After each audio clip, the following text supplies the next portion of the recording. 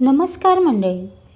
वैयक्तिक, कौटुंबिक, सामाजिक पातळीवर जीवन जगत असताना आपल्याला अनेक समस्यांचा सामना करावा लागतो. काही समस्या इतक्या जटिल असतात की त्या सोडवताना, त्यांचे निराकरण करताना जीव अगदी मेटाकुटीला येतो. या समस्या केवळ भौतिक असतात असे नाही, तर त्या मानसिक पातळीवरही असतात. या समस्यांच्या गाठी सोडवण्यासाठी गौतम बुद्धांनी चपखल मार्ग सांगितला आहे. कोणता, तो एका कथेतून आपण जाणून घेऊया.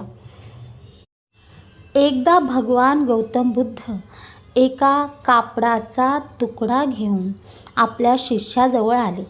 कोणाशीही काहीही न बोलता आसनस्थ झाले.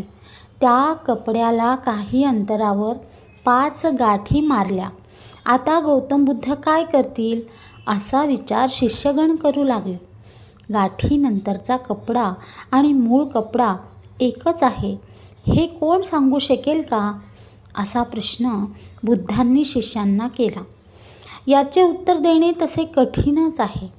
एकीकडे विचार केला तर कापड तेच आहे, दुसऱ्या दृष्टीने विचार केला तर गाठीमुळे कपड्याच्या बाह्य रूपात बदल झाला आहे, त्याची मूळ प्रकृती बदललेली नाही, असे उत्तर सारीपुत्र या शिष्याने दिले. सारीपुत्र यांनी दिलेल्या उत्तरानंतर तो कपडा गौतम बुद्धांनी उचलला आणि दोन्ही बाजूंनी तो ओढला. दोन्ही बाजूंनी ओढल्यामुळे या कपड्याच्या गाठी सुटतील असे वाटते का, अशी विचारणा सारीपुत्रांना केली. यावर नाही, गाठी अजून घट्ट होतील, त्या सोडवणे आणखी कठीण होईल, असे उत्तर सारीपुत्रांनी दिले. या गाठी सोडवण्यासाठी काय केले पाहिजे, असे बुद्धांनी विचारले. सारीपुत्र म्हणाले की या गाठी नक्की कशा प्रकारे पडल्या आहेत ही गोष्ट निरखून पाहावी लागेल. गाठी योग्य पद्धतीने पाहिल्यानंतर त्या कशा सोडवता येतील यावर प्रकाश टाकला जाऊ शकतो, असे उत्तर सारीपुत्रांनी दिले. सारीपुत्र, तुम्ही एकदम सत्य कथन केले आहे. हीच गोष्ट समजून घेणे गरजेचे आहे. मूळ प्रश्न इथेच आहे. ज्या समस्येत तुम्ही अडकलेले आहात, ज्या समस्येने तुम्हाला ग्रासले आहे, ती सोडवण्यासाठी तिच्या मुळाशी जाणे आवश्यक आहे.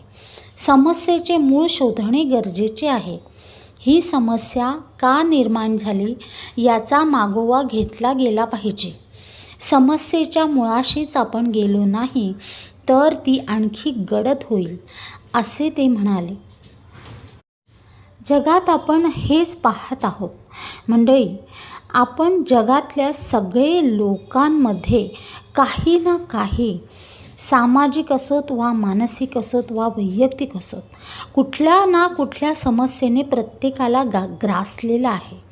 काम, क्रोध, मद, लोभ, मत्सर, ईर्ष्या यांसारख्या वृत्तीमधून बाहेर कसे पडायचे असा प्रश्न मनाला पडतो. परंतु या समस्यांचे मूळ काय आहे, या वृत्ती आपल्यात कशा समाविष्ट झाल्या याचा विचार कोणी करत नाही, असे गौतम बुद्ध यांनी सांगितले. तर मंडळी, आपल्याला समजलंच असेल या छोट्याशा गोष्टीतून की आपण आपल्या समस्यांकडे कशा पद्धतीने पाहाव्यात, कशा पद्धतीने त्या सोडवाव्यात. तर व्हिडिओ आवडल्यास नक्की लाईक करा, शेअर करा. चॅनलवर नवीन असाल तर सबस्क्राईब करा. धन्यवाद.